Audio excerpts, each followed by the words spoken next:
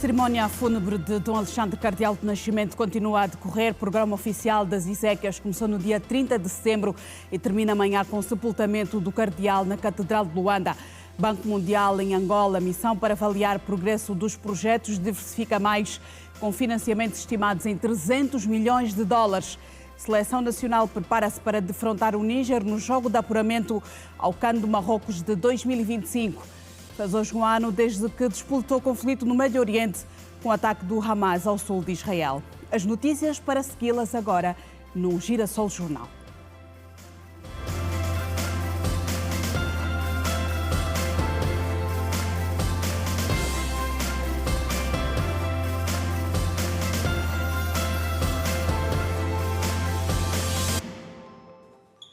Muito boa noite. Dom Alexandre Cardeal do Nascimento continua a ser visto como um homem que manteve o seu compromisso com os valores cristãos e com a promoção da dignidade. O Cardeal vai a sepultar amanhã na Sé Catedral. Ao longo do dia de hoje, as missas acontecem de hora em hora, por volta da meia-noite. Haverá mais uma missa seguida de vigília. E amanhã de manhã têm lugar as derradeiras exéquias até ao momento em que o corpo do primeiro e até agora único cardeal angolano repouse em paz.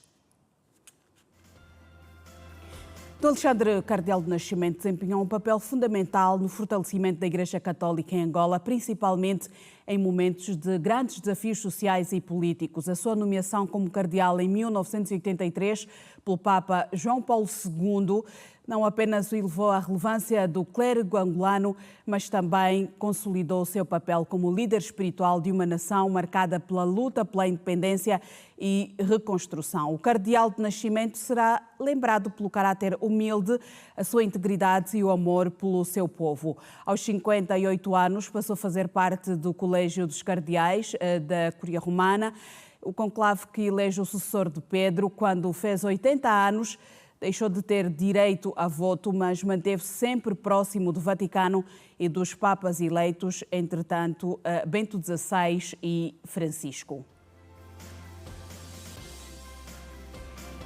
E várias figuras falaram do homem que consideram ter tido uma voz ativa na defesa dos direitos dos mais fracos. Dom Filomeno Vieira Dias considera que Dom Alexandre Cardeal do Nascimento morreu em paz, sereno e tranquilo. A Igreja deve ser sempre uma voz ativa na defesa dos direitos dos mais fracos, daqueles que não têm voz.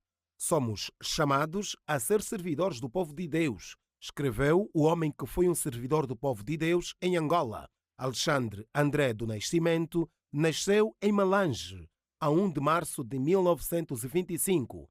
Filho de André e Mariana do Nascimento, morreu em Luanda, a 28 de setembro de 2024. Com perfeito domínio de todas as suas faculdades, o mês de agosto foi justamente o mês em que começamos a ver aquele homem forte, aquele homem decidido, aquele homem perseverante, aquele homem sacrificado a debilitar-se. Mas Deus foi bom para com ele. Morreu em paz, morreu sereno, morreu tranquilo. E foi a Dom Filomeno Vieira Dias que o Papa Francisco endereçou a mensagem de condolências pela morte de Dom Alexandre do Nascimento, em que se pode ler que recebeu com pesar a notícia da morte do venerado irmão cardeal Alexandre do Nascimento. Recordo os cuidados dispensados pelo querido Dom Alexandre ao seu rebanho em tempos conturbados e difíceis, tendo sido para todos expressão do rosto misericordioso de Jesus, bom samaritano da humanidade. A fé em Cristo e a esperança na vida eterna fizeram dele um homem corajoso e livre, capaz de orientar os seus passos em prol do bem comum. E eu, todas as vezes que ia a Luanda, eu sempre visitei-o e ele sempre repetia: fizemos a nossa parte, que perdemos na medida em que já não está no meio de nós, mas também cristamente dizemos: ganhamos um intercessor junto de Deus. Dom Alexandre do Nascimento começou a exercer em 1953, em Luanda, as funções de professor. Ensinava teologia dogmática, latim, português e francês. Era fluente em diversas línguas, mas foi a falar em português como pregador da Sé que se revelou um incômodo para o regime colonial. O Sr. Dom Alexandre Nascimento, cardeal e arcebispo emérito de Luanda, é um querido amigo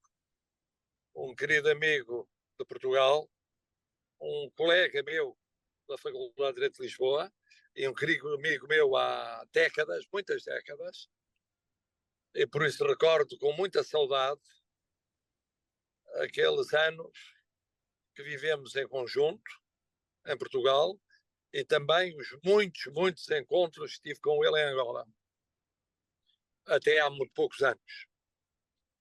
Mas sobretudo recordo a figura do grande teólogo, do grande filósofo, do grande jurista, do grande humanista, do intelectual excepcional, mas também capaz de compreender as necessidades das pessoas mais simples, mais humildes, mais pobres, mais dependentes e de ter um sentido social único ao longo da sua vida.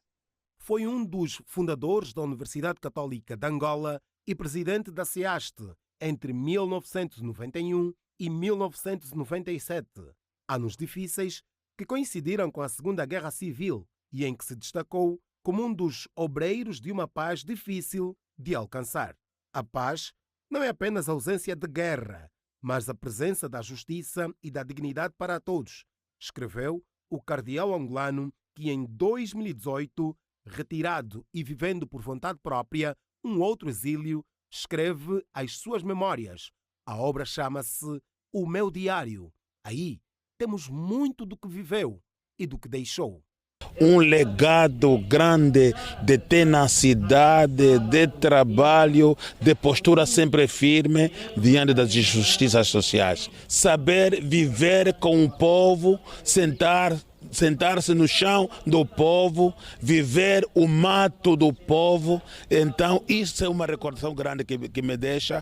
A morte do cardeal Dom Alexandre Nascimento é uma grande perda para a Igreja, é um grande vazio, visto que ele foi um dos principais, digamos assim, uma das figuras que a Igreja teve e, portanto, fez muita coisa para o bem da Igreja, fez muita coisa, de modo particular, para a Igreja africana, a Igreja em Angola. E Dom Alexandre do Nascimento também escreveu: nos momentos de maior sofrimento, encontramos a força na fé. A cruz não é o fim, mas um caminho para a ressurreição e para uma nova vida. Assim seja. E Dom Alexandre Cardeal do Nascimento morreu no passado dia 28 de setembro aqui em Luanda, vítima de doença prolongada aos 99 anos de idade. Foi arcebispo de Luanda de 1986 a 2001 e foi também presidente da Conferência Episcopal de Angola e São Tomé entre 1990 e 1997. Morreu há poucos meses de completar 100 anos, 50 dos quais como bispo e uma das mais conceituadas e respeitadas figuras eclesiásticas do país. Dom Alexandre Cardeal do Nascimento nasceu em Malange a 1 de março de 1925. Estudou no Seminário de Bangalas, no Seminário de Malange e no Seminário de Luanda, respectivamente. Em 1948 foi estudar na Universidade Pontifícia Gregoriana de Roma e obteve o bacharelato em Filosofia e a licenciatura em Teologia. Foi ordenado padre a 20 de dezembro de 1952 por Luigi Traglia. Foi professor de Teologia Dogmática no Seminário Maior Arquidiocesano do Sagrado Coração de Jesus em Luanda e redator-chefe do jornal católico O Apostolado entre 1953 e 1956. Dom Alexandre Cardeal do Nascimento exerceu a função de pregador da Sé Catedral de 1956 a 1961. Em função das duas relações em defesa dos direitos trabalhistas e direitos humanos em Angola desde 1957, ficou implicado no processo dos padres, um conjunto de decisões repressivas contra a liberdade religiosa levada a cabo pelo governo salazarista contra religiosos considerados subversivos, com vista à intimidação e silêncio de sacerdotes católicos e pastores protestantes, nacionalistas e militantes dos direitos humanos em Angola. 10 anos depois, a autoridade política portuguesa forçou Dom Alexandre a fixar residência na capital de Portugal, onde estudou Direito Civil na Universidade de Lisboa. A 10 de dezembro de 1975, foi nomeado bispo de Malange, sendo ordenado a 31 de agosto de 1975, na Catedral de Luanda, por Giovanni de Andrea, arcebispo titular de Água Viva e delegado apostólico em Angola, tendo como co-sagrantes Dom Manuel Nunes Gabriel, arcebispo de Luanda, e Dom Eduardo André Moaca, arcebispo titular de Tagarbala e arcebispo coadjutor de Luanda. A 3 de fevereiro de 1977, foi promovido a arcebispo metropolitano de Lubango, sendo também administrador apostólico da Diocese de Ondiva. A 15 de outubro de 1982, durante uma visita pastoral, foi sequestrado por militantes da União Nacional para a Independência Total de Angola, UNITA. O Papa João Paulo II apelou por sua liberdade durante o Ângelus, no domingo, dia 31 de outubro. Dom Alexandre foi libertado no dia 16 de novembro seguinte. A 5 de janeiro de 1983, foi anunciada a sua criação como cardeal pelo Papa João Paulo II, no consistório de 2 de fevereiro, em que recebeu o barrete vermelho e o título de cardeal presbítero de São Marcos, em Agro Laurentino. Foi transferido para a Arquidiocese de Luanda a 16 de fevereiro de 1986, renunciando ao governo pastoral da Arquidiocese a 23 de janeiro de 2001. Perdeu o direito de participar dos conclaves aos 80 anos, completados a 1 de março de 2005. Foi também presidente da Conferência Episcopal de Angola e São Tomé entre 1990 e 1997. A 5 de junho de 2015, ingressou na Ordem dos Pregadores. E o Presidente da República assinou o livro de condolências e prestou hoje homenagem a Dom Alexandre, cardeal do Nascimento, na Igreja da Sagrada Família, na tarde desta segunda-feira, diante de figuras eclesiásticas e familiares. No entanto, o Presidente da República fez-se acompanhar da Primeira-Dama Ana Dias Lourenço e de membros do Executivo que também prestaram condolências e solidariedade com a Igreja Católica neste momento de perda. Apesar do sepultamento ser só amanhã, várias figuras da política angolana estiveram também na tarde desta segunda-feira presentes na homenagem a Dom Alexandre. O corpo do cardeal vai ser sepultado na Sé Catedral de Luanda, também conhecida por Igreja de Jesus. Nesta terça-feira, missas acontecem nas várias paróquias. Fiéis e familiares continuam a render a sua homenagem ao cardeal angolano, um dos catedrais mais longevos da Igreja Católica.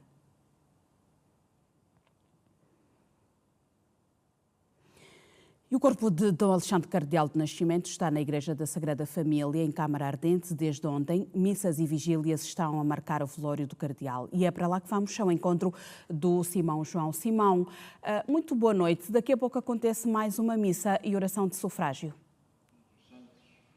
Que desde o princípio do mundo viveram na vossa amizade para cantarmos os vossos louvores. Muito boa noite. Por esta altura já decorre a missa e neste momento a Igreja Sagrada Família está então completamente preenchida para prestarem a devida homenagem ao cardeal Dom Alexandre do Nascimento, e também aqui na parte externa da igreja é possível presenciarmos a presença, no caso, de vários fiéis que também decidiram então prestar a devida homenagem ao cardeal Dom Alexandre do Nascimento. São aqui fiéis de determinadas, portanto, igrejas não só católicas, mas também outras denominações religiosas. Eu vou agora à conversa com uma fiel da Igreja Católica em Angola, Filomena Cruz. Muito boa noite. Boa noite. Este é um momento de bastante consternação por esta altura. São vários os fiéis aqui presentes a prestarem uma das últimas homenagens ao cardeal Dom Alexandre do Nascimento.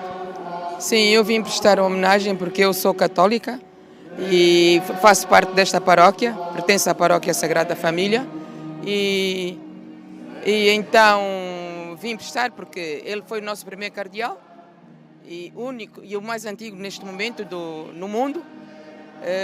Então vim prestar a minha homenagem. Como é que era o cardeal enquanto arcebispo? O cardeal era uma pessoa muito serena, calma, dava muitos conselhos às pessoas mais chegadas. Com certeza a Igreja Católica e não só perde um grande homem. Com certeza a Igreja Católica e não só perde um grande homem. Sim.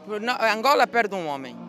Não é só a Igreja Católica, é Angola. Como é que era, do pouco tempo que lidou com o cardeal Dom Alexandre do Nascimento, como é que ele era? Era muito simpático, calmo, sereno, dava conselhos. Dava muitos conselhos às pessoas, principalmente aos mais jovens. Muito obrigado, Filomena Cruz, uma das fiéis que também veio aqui prestar a última homenagem, uma das últimas homenagens ao cardeal Dom Alexandre do Nascimento, que recordamos vai então a enterrar amanhã, isto é na Sé Catedral aqui em Luanda, na Cidade Alta. De resto, um momento que nós, Rede Girassol, vamos também acompanhar, tendo em conta que estamos a falar do primeiro cardeal a nível de Angola e não só. Nós com certeza vamos continuar a acompanhar este culto, esta homenagem por esta altura aqui na Igreja Sagrada Família. Por agora é tudo, boa noite. Está o Simão João na Igreja da Sagrada Família, onde está o corpo de Dom Alexandre Cardeal do Nascimento. Daqui a pouco vai acontecer mais uma missa. Várias missas de hora em hora têm acontecido para este programa, para marcar este programa fúnebre. Nós vamos continuar a olhar para esta morte de Dom Alexandre Cardeal do Nascimento. As exéquias começaram já no dia 30. Tenho aqui em estúdio o teólogo Paulo Viana. Muito boa noite e obrigada pela sua presença. Como dizia, as exéquias começaram no dia 30 de setembro e vão terminar amanhã com o sepultamento de Dom Alexandre Cardeal do Nascimento na Catedral de Luanda. E este período que se observou é normal para uma figura como Dom Alexandre do Nascimento? Muito boa noite, cordiais saudações de graça e paz a todos quantos nos acompanham e aqueles que naturalmente encontram-se a velar o corpo do cardeal Alexandre do Nascimento. Sim, este momento é muito normal, é um momento de homenagem a tão grande figura, não é, Dom Cardeal Alexandre do Nascimento. Bom, para nós, enquanto católicos, acreditamos não só no paraíso, inferno, mas também no purgatório. Tanto as missas, as orações que se fazem, nós acreditamos que se a pessoa está no purgatório, então essas orações que se fazem para que o Senhor o tire enquanto antes do purgatório e vá contemplar as maravilhas do Senhor no céu. Então, como não se tem a certeza se a pessoa está no céu ou no purgatório, então faz essas orações. Se a pessoa estiver já no céu, então essas orações, digamos assim, não têm, ou seja, para essa pessoa não tem eficácia, não é? Mas a pessoa lá onde está no céu intercede por nós. E nós acreditamos que por aquilo que foi a figura do cardeal Alexandre, um homem de fé, um homem de esperança, um cidadão que muito fez por esta pátria, então nós acreditamos que agora intercede por nós na eternidade, pois o Senhor diz que eu sou a ressurreição e a vida. Quem crê em mim permanece. Então acreditamos que a vida dele permaneceu no Senhor, pois como o justo merecimento do prêmio daquilo que viveu é a eternidade. Dom Alexandre Cardeal do Nascimento é visto como um homem de reconciliação, um homem de paz, um homem que também, para além da Igreja, teve uma participação importante no papel social e político do país. E vamos olhar um bocadinho para o seu histórico, olhando para a sua biografia. Podemos dizer que Dom Alexandre Cardeal do Nascimento é um homem de perdão? Sim, na verdade, essa é a marca de um cristão, não é? Está lá o imperativo do Senhor. Sede misericordioso, como vosso Pai é misericordioso. Então, todo cristão tem de ser um homem de perdão. E ele foi, naturalmente, e olhando por aquilo que se diz, aquilo que se escreve, não é? Então, acreditamos que foi, sim, um homem de perdão. Aliás, como digo, não se pode ser cristão sem termos essa máxima de perdão. Então, e o perdão, na linguagem teológica, entende-se como o amor, não é? Então, o amor é a máxima, é a lei máxima que norteia a vida de um cristão. E isso foi, naturalmente, o que norteou a sua vida, né? Um homem de perdão, um homem de reconciliação. E aqui também fica a nota de que esta Páscoa, este óbito do cardeal, não deve ser visto como que uma Páscoa da Arquidiocese de Luanda só. Não, mas é uma Páscoa, é um óbito de toda a comunidade católica de Cabinda ao Cunene. E aquilo que Paulo diz lá, não diga que eu sou de Paulo ou sou de Apolo, mas todos pertencemos a Cristo. Então, todos nós, enquanto comunidade cristã católica, devemos estar unidos à Igreja, que neste momento rende homenagem a Dom Alexandre Cardeal do Nascimento. Qual é que é o simbolismo do corpo de Dom Alexandre Cardeal do Nascimento ser sepultado na Igreja? Bom, reza o cânone 1242 do Código de Direito Canônico, do quarto livro, que é o munus santificar da Igreja, ou seja, o modo de santificar da Igreja, que o sumo pontífice, o Papa, o cardeal, o bispo diocesano e o bispo emérito devem ser sepultados na catedral. Não é? Então, ele, enquanto pastor, doou a sua vida a Cristo. Cristo que é a cabeça da Igreja. Então, é muito significativo, segundo a tradição da Igreja, que agora o seu corpo repouse na casa onde ele serviu. Naturalmente que alguns podem questionar, não é o primeiro bispo, mas o Código, como digo, no artigo 1242, dá essa prerrogativa aos cardeais e também aos bispos eméritos em função dos seus efeitos. Então, nisso estamos todos de acordo que deve sim repousar na catedral, uma conhecida Igreja de Jesus. Vamos olhar aqui para fazer um breve cenário do que vem depois. Dom Alexandre Cardeal do Nascimento cumpriu a sua missão na Terra, agora vai descansar, vai para junto do Pai, vai da sua paz, como disse mesmo o Dom Filomeno Vieira Dias, que é uma pessoa que morre tranquila, morre na paz, na serenidade. Olhando para o meio católico, olhando para a sucessão de Dom Alexandre Cardeal do Nascimento, qual é o cenário possível que se pode montar no meio de toda esta situação? Bom, antes desta, uma nota, não é? Dizer que a morte, para nós cristãos católicos, é uma Páscoa. Ou seja, a pessoa, quando morre, então significa agora nasce, porque não é pela morte que chegamos a Cristo, não é? Então, temos de morrer para nascer, ou seja, é um viver de novo. Então, ele agora vive novamente, isso nós acreditamos. Ora, olhando para a vossa questão, dizer que para o cardeal não há sucessão, como um bispo numa diocese, depois da sua Páscoa, então tem de haver essa sucessão. Por exemplo, o bispo coadjutor, quando morre o bispo titular, o coadjutor automaticamente assume a diocese, mas não se dá, neste caso, com o cardeal. Portanto, o ministério sacerdotal tem 3 graus.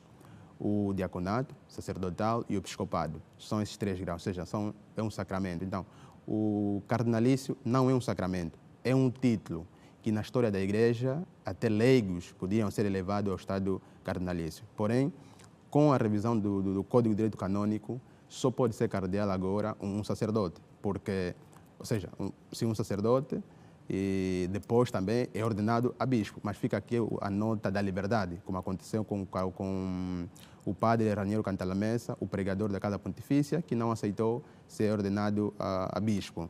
No entanto, não há essa possibilidade de sucessão. Porém, E esta indicação pode pode partir do Papa, parte do Papa? Parte do Papa, sim senhora, parte do Papa, naturalmente, que todas as dioceses, todas as conferências, há um núncio apostólico, que é o representante do Papa naquela circunscrição.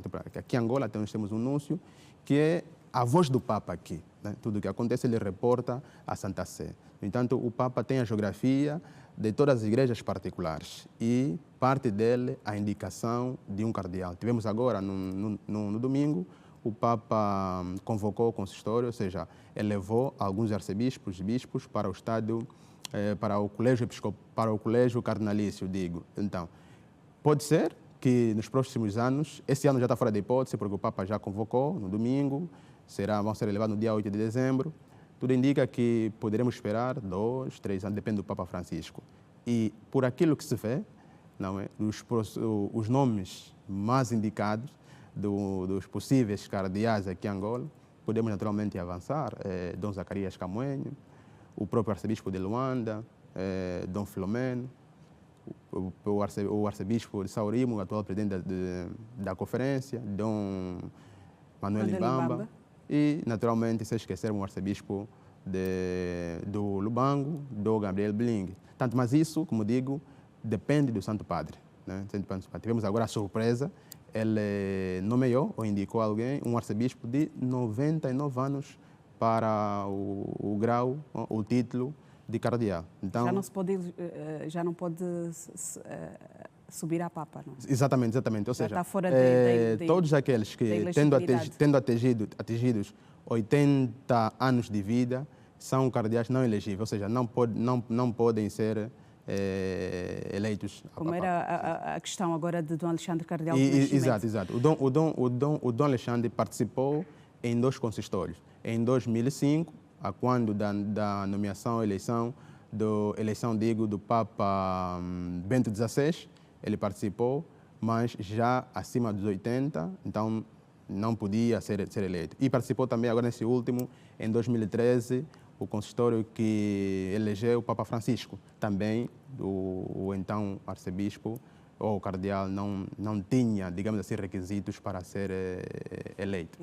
Muito obrigada, teólogo Paulo Viana, pela sua presença e esperamos contar consigo em próximos espaços. Muito obrigado pelo convite e até à próxima. E as celebrações eucarísticas e reflexões marcam as exéquias de Dom Alexandre Cardeal do Nascimento. Em todas as paróquias de Luanda, os fiéis continuam a rezar pela alma do cardeal.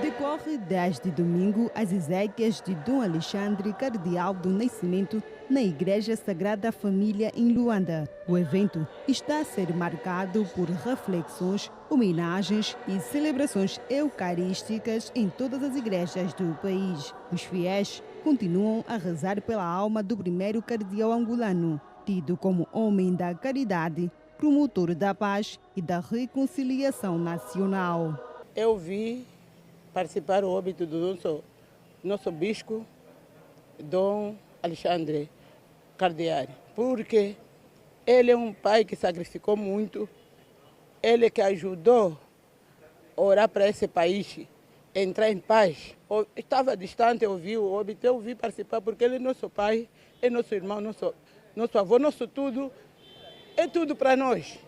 E não dá para mim ficar em casa com o problema que eu tenho de vista, mas eu vi mesmo me entregar aqui perante o Pai, Deus, que o Senhor, o Pai que lhe mete em um lugar, porque ele mereceu para isso, trabalhou muito.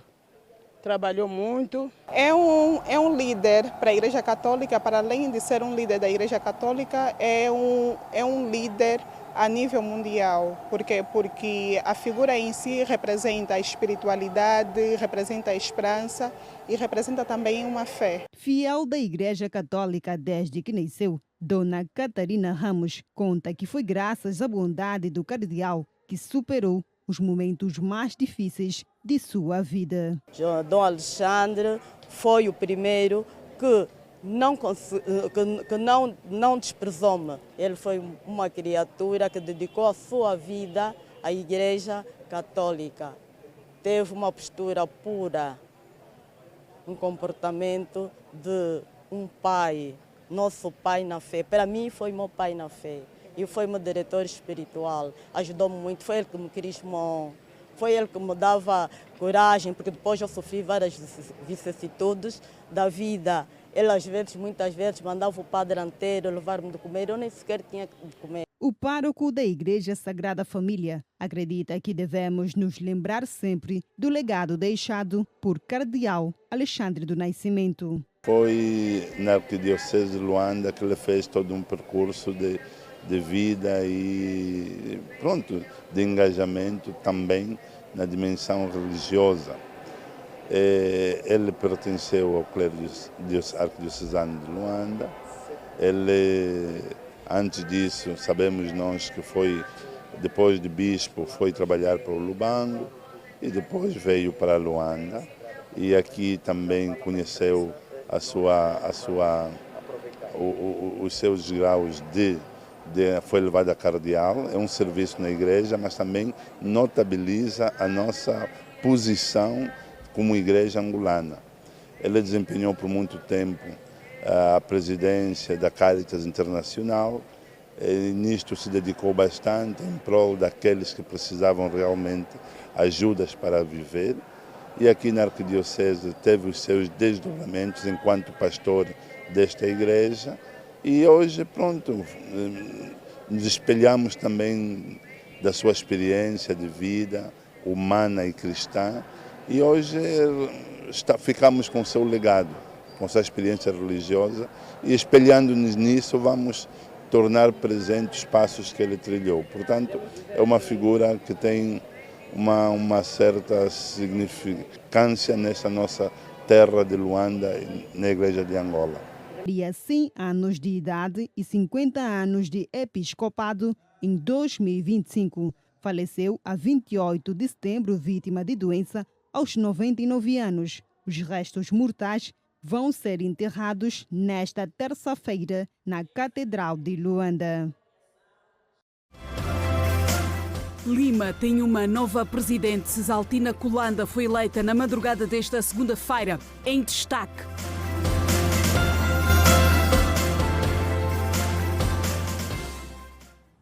Cesaltina Kulanda foi eleita a Presidente da Liga da Mulher Angolana na madrugada desta segunda-feira, durante o 5º Congresso da Organização Feminina da UNITA. Esta eleição representa uma nova fase para Lima e que Luanda promete maior dinamismo e proatividade e mais participação das mulheres nos diferentes setores da vida do país, sejam elas mulheres da cidade ou do campo, e que seja, citamos, uma mulher que sonhe e que se possa realizar na pátria do seu nascimento. A nova presidente da Lima, Organização Feminina da UNITA, Cesaltina Kulanda, enfatizou a importância de galvanizar o apoio das mulheres em torno do partido e do seu presidente para materializar os projetos sociais. No seu discurso, Kulanda destacou a necessidade de uma Lima que articule de forma abrangente com as mulheres de várias esferas sociais. Nós teremos uma Lima dinâmica, uma Lima proativa, uma Lima também interativa, que vai, portanto, levar a sua visão, levar as várias programações que têm ou intenções, portanto, na tricotomia social, conforme disse, no campo, no meio suburbano, no meio urbano, vai articular com mulheres médicas, mulheres universitárias, mulheres de todo o estrato social, para que consigamos olhar para a mulher, aquela que vem padecendo. Sabemos que no meio urbano existem mulheres formadas, mas estas que são constituídas por famílias monoparentais passam dificuldades também por falta de emprego, e nós precisamos exibir, mostrar neste meio o programa da UNITA, aquele programa congregador que olha para a mulher, uma mulher que sonha e que se possa realizar na pátria de seu nascimento. Durante o encerramento do 5º Congresso da Liga da Mulher Angolana, o presidente da UNITA, Adalberto Costa Júnior, agradeceu a antiga liderança da organização feminina, reconhecendo o impacto significativo das suas ações ao longo dos últimos anos. Ele destacou o empenho e a dedicação que marcaram o mandato anterior. Com a eleição de Cesaltina Kulanda como a nova presidente da Lima, Adalberto Costa Júnior transmitiu as suas palavras de encorajamento, confiando que a nova liderança continuará a trilhar o caminho de conquistas e transformações. E eu vou dirigir aqui, em primeiro lugar, mais uma vez, à presidente cessante, todo o nosso agradecimento, o nosso obrigado. O obrigado pelos anos dedicados à liderança desta organização, da Liga da Mulher Angolana, de sacrifícios consentidos a si e a sua equipe. Merecida homenagem aqui feita. Muito obrigado, Mamá Bonguela. Eu vou dirigir a presidente recém-eleita, Cesaltina Kulanda, que nos deixou há minutos atrás uma expressão de vitalidade e de muita energia, apesar das 3 e tal da manhã. Não perca esta energia. Mas as minhas palavras são para dizer: conte conosco, sem limites. Conte com a direção. com o presidente do partido. A Liga da Mulher Angolana é o braço feminino da UNITA criado para promover a participação ativa das mulheres angolanas na política e na sociedade. O acesso à habitação é um dos maiores desafios com que o país se debate. O governo angolano, através do Ministério das Obras Públicas, Urbanismo e Habitação, tem em curso um plano de ordenamento urbano, designado Projeto Gila, que vai permitir a construção de mais centralidades disponíveis em 2027. No entanto, os jovens não pedem só mais casas e mais acessíveis, pedem também a descentralização dos serviços. No dia dedicado mundialmente ao habitat, estimativas do Programa das Nações Unidas para os Assentamentos Humanos apontam que 1 bilhão de pessoas estão lutando para sobreviver em periferias e mais de 300 milhões enfrentam a realidade da falta de moradias. O tema deste ano destaca o papel vital dos jovens na criação de um futuro urbano melhor. À medida que as cidades continuam a crescer, aumenta também a ocasião de aproveitar a energia dos jovens para transformar os desafios urbanos em oportunidades. Alguns jovens estudantes, por exemplo, entendem que um dos principais desafios do acesso à habitação está relacionado à alta dos preços.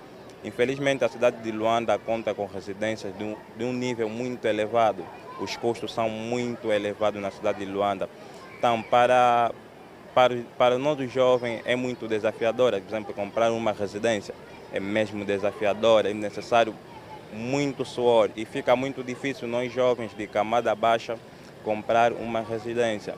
Às vezes acaba sendo um pouquinho difícil nós encontrarmos casas com preços acessíveis. Por conta disso, tem muita gente que está à procura de casa, né, para poder viver. E de uma certa forma, as pessoas que podem oferecer isso disparam os preços.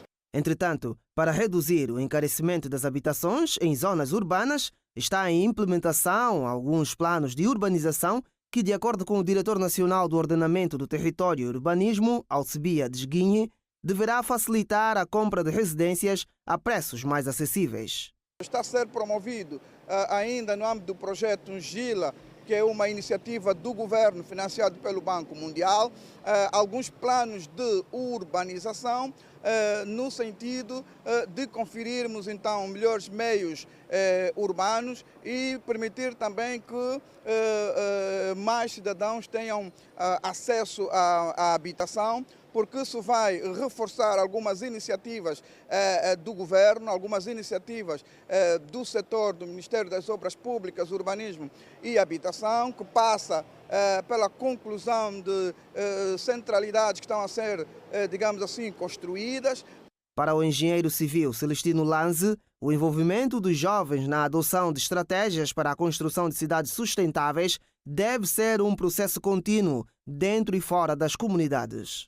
Nós precisamos cada vez mais envolver os jovens a nível das comunidades, a nível do país, por exemplo, na adoção de técnicas construtivas que venham cada vez mais menos impactar o ambiente, olhando aqui principalmente nas construções ecológicas. Nós temos em muitas localidades que possuem argila, portanto é possível que até a produção dos próprios materiais a ser feita de forma local. Instituído pela ONU em 1985, o 7 de outubro, o Dia Mundial do Habitat, reflete sobre o estado das cidades e o direito à moradia adequada, e o tema deste ano destaca o papel vital dos jovens na criação de um futuro urbano melhor. As trocas comerciais entre Angola e a China atingiram em 2023 um total de 23 mil milhões de dólares em resultado da exportação de matéria-prima como petróleo, aço e outros. Os dados foram hoje apresentados pelo embaixador da China em Angola, Zhang Bin, que em conferência de imprensa fez um balanço da parceria financeira entre os dois países que existe desde 2004.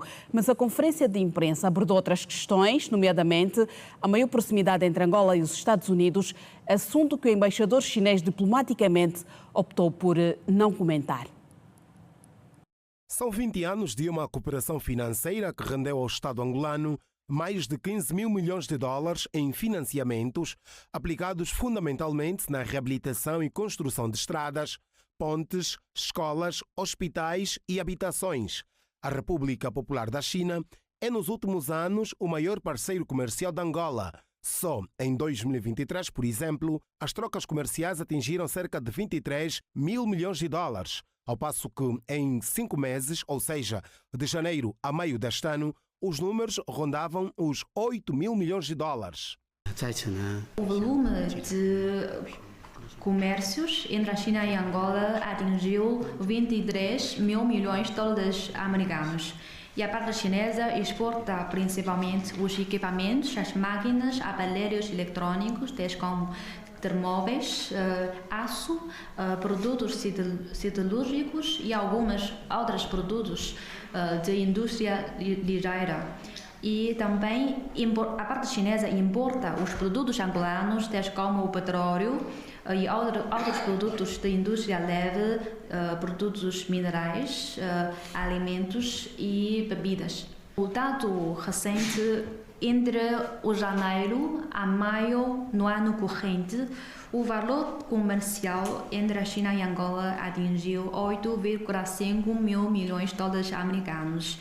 Com alguma frequência são difundidas informações sobre possíveis maus tratos de empregadores chineses aos trabalhadores angolanos, uma questão que já é do domínio do embaixador Zhang Bin. O diplomata refere que aos empresários chineses a embaixada tem recorrentemente apelado para o cumprimento da legislação laboral angolana.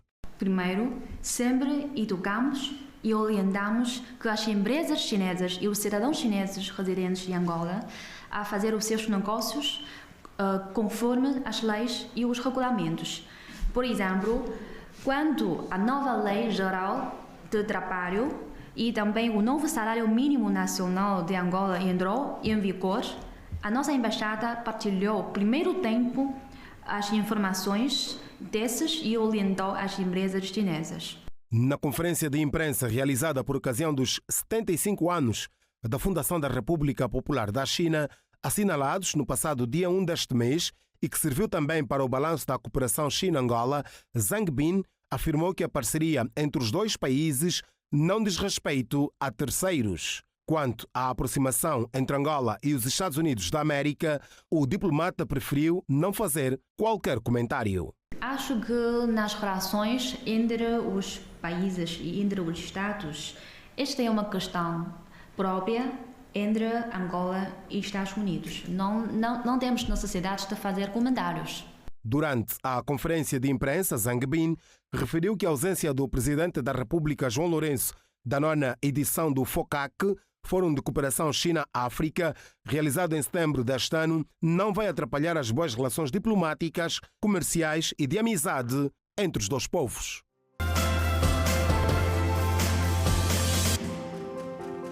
Estamos de volta. Foi há um ano um ataque liderado pelo Hamas no sul de Israel matou cerca de 1.200 pessoas, a maioria civis, e fez cerca de 250 reféns, incluindo crianças e um recém-nascido. Israel respondeu com uma das campanhas militares mais letais e destrutivas da sua história recente. A guerra matou mais de 42 mil palestinianos, muito deles mulheres e crianças. O secretário-geral das Nações Unidas, António Guterres, disse que o ataque de 7 de outubro deixou cicatrizes nas almas e as Nações Unidas falam de um ano de sofrimento inimaginável.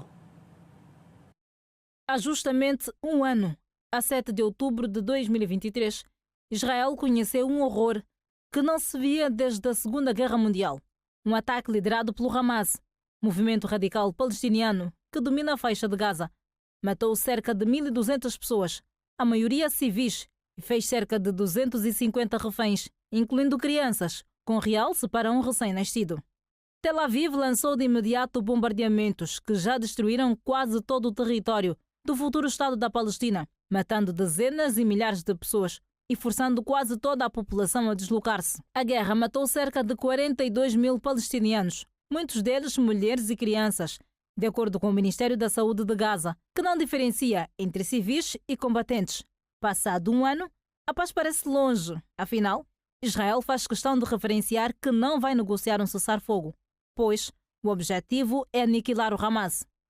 O exército israelita invadiu o Líbano e foi alvo de um ataque com mísseis vindo do Irão, pelo qual promete retaliação. Mas, na verdade, este conflito não começou há um ano. É muito mais antigo. E parece que não vem a terminar agora. do sul de Israel expandiu-se para uma frente norte do Líbano, invadido pelo exército israelita, que envolve atores como o Irão ou os Houthis do Iêmen. Por agora, o preço mais elevado tem sido pago pelos palestinianos. Mais de 80% da população de Gaza, de 2 milhões e 3 mil pessoas, foi forçada a sair das suas casas e amontoar-se em acampamentos de tendas na costa de Gaza. Um quarto da população enfrenta o bloqueio imposto por Israel, que permite apenas a entrega limitada de ajuda. O elemento mais recente que entrou no conflito, o Irão, pode ter elevado esta crise para um outro patamar, o de uma guerra total regional, que pode alterar a ordem mundial. Entretanto, o Hamas atingiu um dos seus supostos objetivos, levar a guerra para além da faixa de Gaza. E há ainda outras consequências. A escala do primeiro-ministro Benjamin Netanyahu no Líbano também pode estar condenada ao insucesso, apesar de o país ter uma força militar considerável, capaz de travar batalhas em várias frentes. Entretanto, é a democracia em Israel que também está em causa. Nelson Pereira de Sousa é professor universitário e especialista em relações internacionais. Professor, muito boa noite e bem-vindo. Obrigada por aceitar o nosso convite ou ter aceitado. Vou começar por lhe perguntar, faz um ano desde que disputou este conflito, a tendência é de agudizar-se? Boa noite, Laurinda. De veras que sim. Tende a agudizar-se porque nós estamos aqui no ambiente de ação estratégica. E neste ambiente de ação estratégica, cada ator interveniente quer apresentar um nível de dissuasão que leve o outro ator, no caso tanto Israel, o Irão, Palestina, que possa recuar nas suas ações. Nós vemos aqui um ambiente multiescalar, multinível, das ações estratégicas de ambos os Estados. A Organização das Nações Unidas tem apelado para o cessar do conflito no Médio Oriente, mas parece que a sua voz não tem sido eficaz para que este conflito seja de alguma forma dissipado. De veras que sim. A voz das Nações Unidas não é precisamente só agora. A voz das Nações Unidas não é válida naquela região desde que se constituiu ou desde que se criou o Estado de Israel. Vamos ver que desde 14 de maio de 1948 que Israel não obedeceu o definido pela Carta das Nações Unidas, que definia que deveria se criar 12 Estados. Logo na criação do Estado de Israel, também ela peca pelo primeiro pendor. O primeiro pendor era o nível da população. Quer dizer, o povo palestino era 2 vezes mais que o povo israelita. E quando foi-se fazer a divisão territorial, estava a dar-se 55% para o povo judeu, em detrimento da maior população que era a Palestina. Começou logo por aí. E então, Israel até hoje, não no caso da Palestina, Israel não tem estado a respeitar as várias decisões das Nações Unidas, o que leva com que o extremar da posição tanto do Hezbollah, da posição do Hamas e de todos os outros proxies que estão ali à volta e da população árabe que não aceita essa imposição da criação do Estado de Israel. E não só, o mais grave ainda, é que Israel, de 10 em 10 anos, de tanto em tantos anos, há uma guerra. De 10 em 10 anos há uma guerra. Isso está estudado, está comprovado. De 10 em 10 anos há uma guerra e quando há uma guerra, Israel aumenta a dimensão do seu território. Temos que olhar do ponto de vista também que Israel quer tornar-se aqui numa plataforma logística que vai servir os interesses todos do Ocidente, porque aquela zona da Palestina tem bastante gás. É o que eu ia lhe perguntar, há outros interesses por detrás dessas ações todas? Exatamente, os interesses em transformar-se numa plataforma logística que vai servir e distribuir gás ao Ocidente, à Europa, já que nós entramos na retórica das questões ambientais, da exploração de petróleo, mas não conseguimos dizer que a exploração do gás também traz cá problemas ambientais. É uma questão paradoxal, mas é o que se chama hoje. É a geopolítica do petróleo e a geopolítica do gás, porque é através desta geopolítica que a grande potência dos Estados Unidos consegue manter o seu controle a nível do mundo. Professor, estamos a um mês das eleições nos Estados Unidos da América. Esta incerteza de quem poderá vir a ser o presidente também dá espaço para que Israel e outros países não se sintam tão responsabilizados ou não sejam tão responsabilizados? Bem, precisamos ter em conta de que o mundo está em transformação. Conforme dizia, aqui é um nível multiescalar. E esta percentagem distribuída entre Donald Trump e a Kamala Harris realmente leva a um determinado pendor. Israel confia-se bastante que Trump vai ganhar.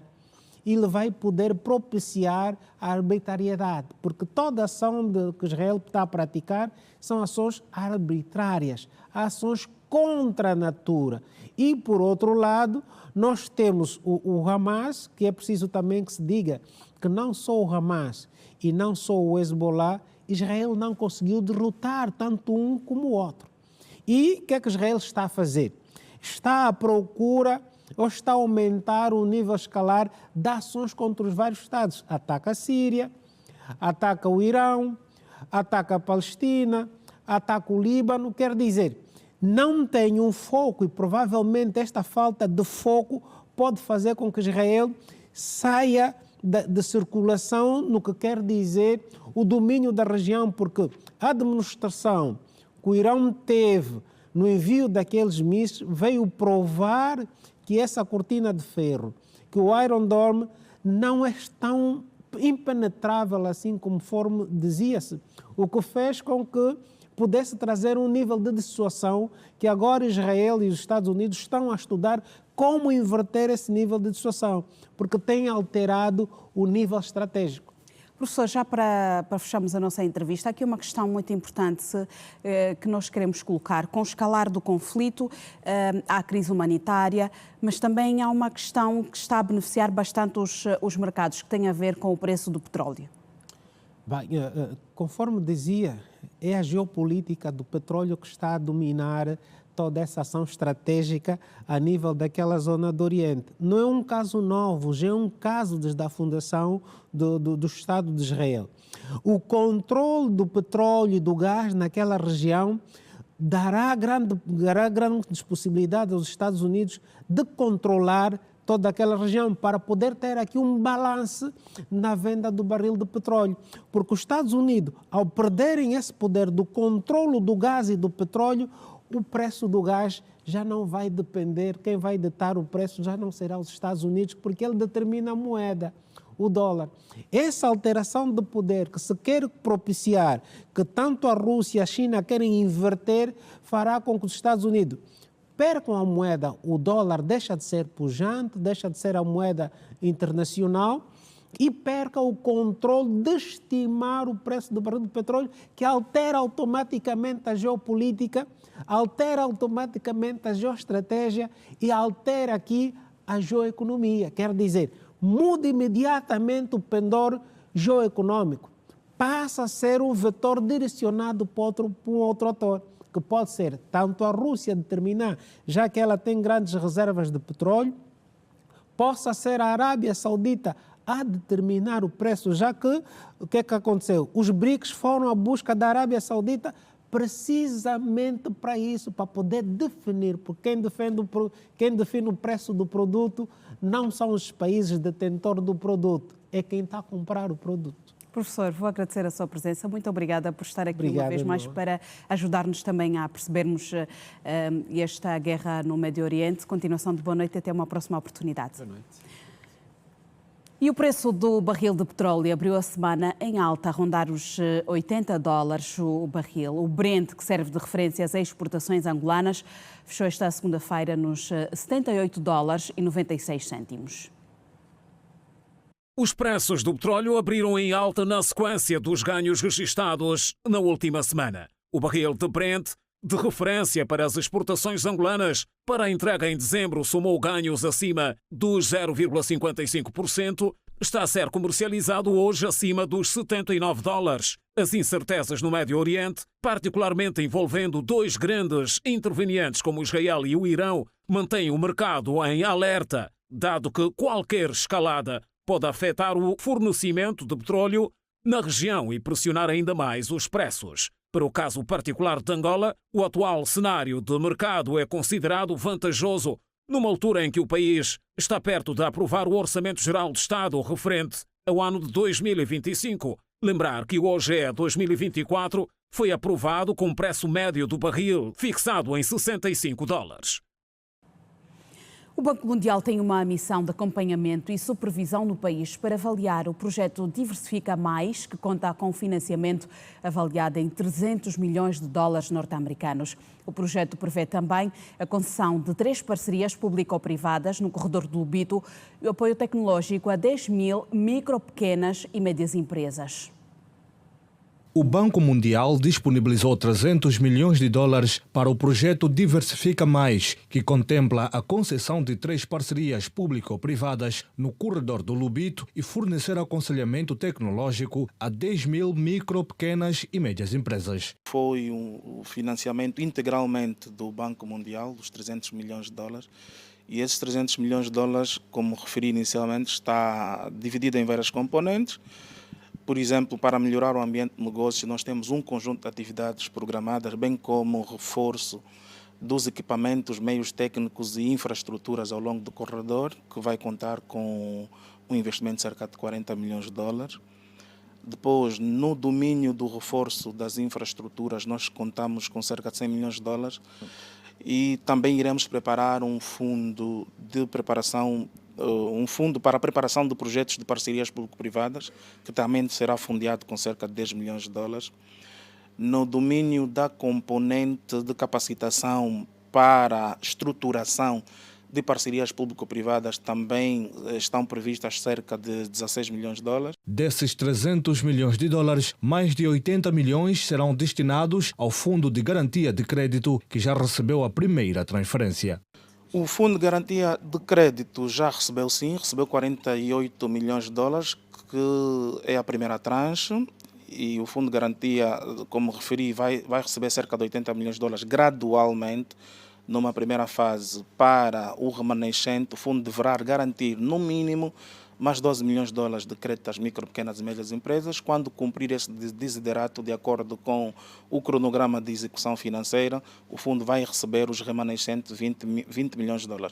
Portanto, já temos sim desembolsos do projeto Diversifica Mais no Fundo de Garantia de Crédito. O diretor nacional para o investimento público informou que o projeto Diversifica Mais deve ser implementado totalmente até 2029, estando atualmente no seu primeiro ano de execução. Nós pensamos que até 2026, pelo menos 250 micro, pequenas e médias empresas serão financiadas, pelo menos 10.000 empresas serão diagnosticadas e apoiadas com recursos avales e grandes, por intermédio de uma plataforma de diagnóstico para reforço das capacidades e competências das micro, pequenas e médias empresas, que será implementada pelo INAPEM. É isso que nós esperamos que ocorra até 2029, com a implementação do projeto Diversifica Mais. Durante a visita, a delegação do Banco Mundial reúne-se com entidades governamentais, como os Ministérios do Planeamento e da Indústria e Comércio, além de outras instituições parceiras e beneficiárias do corredor do Lubito.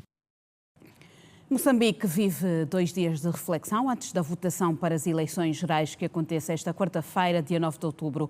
Foram 45 dias de campanha, marcada por acusações entre candidatos e candidatos do órgão de Poder Judicial e Eleitoral e mesmo agressões físicas e outros desacatos eleitorais. A escolha do novo inquilino do Palácio da Ponta Vermelha, a sede do Poder Presidencial, faz-se entre os líderes da Frelimo, Daniel Chapo, e da Renamo, Ossufo Momad, tidos como favoritos, mas pode haver uma surpresa protagonizada por Vicente Mondlane, apoiado pelo Podemos. Segunda 7 e terça 8 são para os moçambicanos dias de profunda reflexão. Afinal, a missão é escolher o homem que deve estar à frente dos destinos do país do Índico nos próximos 5 anos. O fim da violência jihadista na província de Cabo Delgado foi das principais promessas feitas pelos candidatos à presidência de Moçambique durante o período de campanha eleitoral que terminou neste domingo. A região de Cabo Delgado é atingida por violência desde 2017. Entretanto, promessas de melhorias no setor da saúde, combate ao desemprego, à corrupção e outros males dominaram as agendas durante a fase de campanha. No pleito marcado por esta quarta-feira, 9 de outubro, cerca de 17 milhões de eleitores votarão para a escolha do presidente, bem como para a eleição de membros do Parlamento e de Assembleias Provinciais. Nampula, com cerca de 3 milhões e 200 mil inscritos, e Zambésia, com cerca de 3 milhões e 800 mil inscritos, são as províncias com maior número de eleitores no país. O pleito vai contar com as missões de observação da SADC, que enviou uma delegação de 52 observadores e pediu aos órgãos eleitorais do país imparcialidade durante as eleições. Igualmente, está em Moçambique uma missão de observação eleitoral da União Europeia, que conta com mais de 170 observadores. Estas serão as 7ª eleições da história de Moçambique, sempre vencidas pela Frelimo, partido no poder desde 1975, e um dos favoritos, a par da Renamo, a vencer o pleito. 4 candidatos disputam o lugar mais alto da República de Moçambique. Conforme a ordem do boletim de voto, são Lutero Simango, pelo Movimento Democrático de Moçambique, Daniel Chapo, pela Frente de Libertação de Moçambique, Frelimo, Venâncio Mundelane, do Congresso Autárquico Democrático, apoiado pelo Podemos, e Youssoufo Mumad, pela Resistência Nacional Moçambicana, Renamo.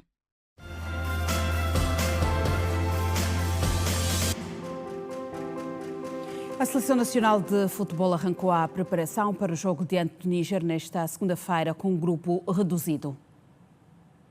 14 jogadores fizeram parte do primeiro treino dos Palancas Negras para o duplo compromisso diante do Níger, rumo ao CAN 2025, que se vai disputar no Reino de Marrocos. O gigante 11 de novembro foi palco da primeira sessão de treinos, onde a recuperação física e a saída com a bola em um toque dominaram o dia dos Palancas Negras. O defesa central Bastos Kisanga foi o porta-voz da Seleção Nacional. O jogador do Botafogo do Brasil afirmou que o combinado nacional mantém o mesmo objetivo, que passa por se qualificar ao CAN de Marrocos. Tivemos um bom começo, conseguimos ganhar os 2 primeiros jogos.